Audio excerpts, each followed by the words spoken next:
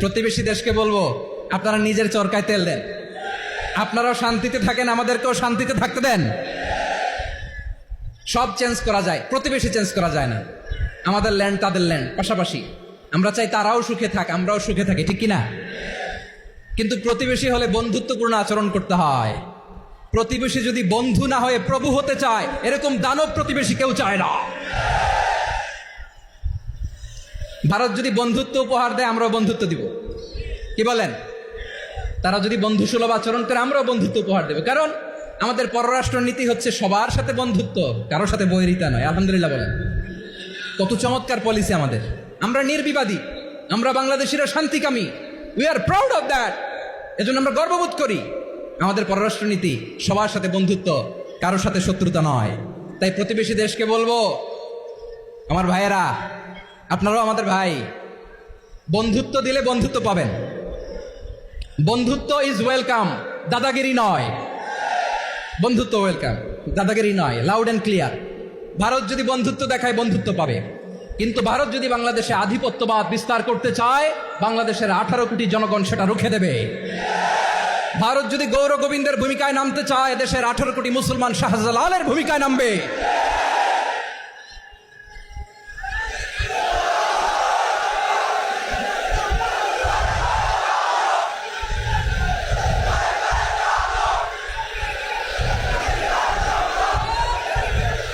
প্রিয় ভাইয়েরা, আমরা বন্ধুত্বে বিশ্বাসী, শত্রুতায় নই, ঠিক কিনা বলেন?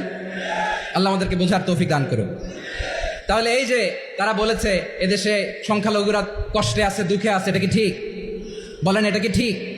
না, তারা ডিস ইনফরমেশন শেয়ার করেছে, এটা ঠিক নয়। আমার প্রতিবেশী বন্ধু রাষ্ট্রকে বলবো, আপনারা এটা করবেন না, এটা করবেন না। আমরা শান্তিতে আছি, আপনারাও শান্তিতে থাকেন, আমাদেরকেও শান্তিতে থাকতে দেন। এই যে চিটাগাংয়ের অ্যাডভোকেট আলিফ হত্যাকাণ্ডে গোটা বাংলাদেশ আমরা ধৈর্যের পরাকাষ্ঠা দেখিয়েছে, চিল্লায় বলেন, ঠিক কিনা? আমাদের নেতা আমাদেরকে ডেকেছে, আমরা শান্ত থেকেছি। আমরা শান্ত থাকতে চাই, আমরা ঐক্যবদ্ধ থাকতে চাই। যে কোনো ষড়যন্ত্র রুখে দেওয়ার জন্য ঐক্যবদ্ধ প্রচেষ্টার কোনো বিকল্প নাই। তাই আজকের আলোচনার ছোট্ট একটা টপিক আমি শিরোনাম ঠিক করেছি, আমাদের জীবনে, সমাজ জীবনে, ধর্মীয় জীবনে, রাষ্ট্রীয় জীবনে ঐক্যবদ্ধ থাকার গুরুত্ব। এবার আওয়াজ করে পেকুয়ার ভাইয়েরা বলেন, আমরা ঐক্যবদ্ধ জীবনযাপন করতে চাই কি চাই না? আল্লাহ তাআলা সে নির্দেশনাই দিচ্ছেন। আল্লাহ তাআলা ইরশাদ করছেন, ওয়া'তাসিমু বিহাবলিল্লাহি জামিআন ওয়া লা তাফাররাকু ওয়াযকুরু নি'মাতাল্লাহি আলাইকুম إذ كنتم أعداء فألف بين قلوبكم فأصبحتم بنعمته إخوانا وكنتم على شفا حفرة من النار فأنقذكم منها كذلك يبين الله لكم آياته لعلكم تهتدون الله أكبر পড়েন। আল্লাহ বললেন, ও গোলামেরা শোনো, ওয়া'তাসিমু বিহাবলিল্লাহি জামিআ, ও আমার গোলামেরা সবাই মিলে আল্লাহর রশিকে আঁকড়ে ধরো। আল্লাহর রশি হলো ইসলাম, আল্লাহর রশি হলো কোরআন। আল্লাহ বললেন, কোরআনকে আঁকড়ে ধরো, ইসলামকে আঁকড়ে ধরো। একা একা আঁকড়ে ধরলে চলবে না, জামিআ, সবাই মিলে আঁকড়ে ধরো। এই আদেশটা আমাদের জন্য দান করেছেন কে? আল্লাহ তাআলার নির্দেশ, ওয়া'তাসিমু বিহাবলিল্লাহি জামিআ, সবাই মিলে আল্লাহর রশিকে আঁকড়ে ধরো। হাবলুল্লাহ মানে আল্লাহর রশি। হাবলুল্লাহ মানে কি? রশি। এই হাবলুল্লাহ, আল্লাহর রশি বা আল্লাহর রজ্জু দ্বারা উদ্দেশ্য হচ্ছে ইসলাম। আল্লাহর রশি দ্বারা উদ্দেশ্য কি? তাফসিরে অনেক ব্যাখ্যা এসেছে। এইরকম পরিস্থিতিতে তাফসিরের সূক্ষ্ম সূক্ষ্ম বিষয়গুলো আমরা শোনাতে চাই, কিন্তু পরিবেশ হয়ে ওঠে না। আল্লাহর রজ্জু বা আল্লাহর রশি দ্বারা উদ্দেশ্য হচ্ছে ইসলাম। আল্লাহর রজ্জু বা আল্লাহর রশি দ্বারা উদ্দেশ্য হচ্ছে কোরআন। কারণ কোরআন আমাদেরকে ঐক্যবদ্ধ করে, ইসলাম আমাদেরকে ঐক্যবদ্ধ করে। চিল্লায় বলেন, ঠিক কিনা? এজন্য আল্লাহ বললেন, তোমরা আমার রশিকে আঁকড়ে ধরো, বিচ্ছিন্ন হয় না। আমার দেয়া নেয়ামতগুলো স্মরণ করো। যখন তোমরা ছিলে শত্রু, তোমাদের মধ্যে হৃদয়ে আমি আল্লাহ ভালোবাসা ঢেলে দিলাম, ফলে তোমরা সবাই ভাই ভাই হয়ে গেলে। তোমরা সবাই ছিলে জাহান্নামের কিনারায়, জ্বলন্ত অগ্নিকাণ্ডের পাশে। আমি আল্লাহ দয়া করে ঈমানের বদৌলতে তোমাদেরকে আগুন থেকে ফেরালাম। আমি আল্লাহ দয়া করে তোমাদেরকে জান্নাতের পথ দেখিয়ে দিলাম। সুবহানাল্লাহ পড়েন। এমন পথ দেখালাম যেই পথ তোমাদেরকে জান্নাতে নিয়ে যাবে, পথের দিশা তোমরা পাবে। লাআল্লাকুম তাহতাদুন। প্রিয় ভাইরা, তাহলে আমাদের যে ঐক্যবদ্ধ থাকতে হবে, এই নির্দেশটা কার? নাকি মন মতো আমি বানায় বলতেছি? আওয়াজ করে বলুন, নির্দেশটা কার? আল্লাহ। তাহলে আমাদেরকে ঐক্যবদ্ধ জীবনযাপন করতে হবে প্রিয় ভাইরা। ইসলাম আমাদেরকে ঐক্যবদ্ধ করে। ইসলাম আমাদেরকে কি করে? সংঘবদ্ধ করে, ঐক্যবদ্ধ করে। বিচ্ছিন্ন হওয়া যাবে না। বিরোধ, বিচ্ছিন্নতা, মতানৈক্য এগুলো আমাদেরকে ধ্বংস করে, আমাদেরকে দুর্বল করে। আর আমাদের ঐক্যবদ্ধ প্রচেষ্টা আমাদেরকে বিজয়ের দিকে এক ধাপ এগিয়ে নেয়। চিল্লায় বলেন ঠিক কিনা? এজন্য আল্লাহ বললেন, ওয়াতাসিমু বিহাবলিল্লাহি জামিআ, তোমরা আল্লাহর রশিকে আঁকড়ে ধরো, তোমরা ঐক্যবদ্ধ জীবন যাপন করো, তোমরা বিচ্ছিন্ন হইও না। বিচ্ছিন্ন হইলে লস, ঐক্যবদ্ধ হলে সেখানে কল্যাণ আছে না নাই? মাইকে কি সমস্যা হয়েছে কোনো? হ্যাঁ, এবার ঠিক আছে। প্রিয় ভাইরা, শেষ করে দেই না? তাইলে শেষ করে দিব তো। গত 2 দিন আগে এসে বসে আছেন, আর আমি আসার 20 মিনিটের মধ্যে উঠে যাচ্ছেন কেন? আর সহ্য হচ্ছে না? আর পারতেছেন না?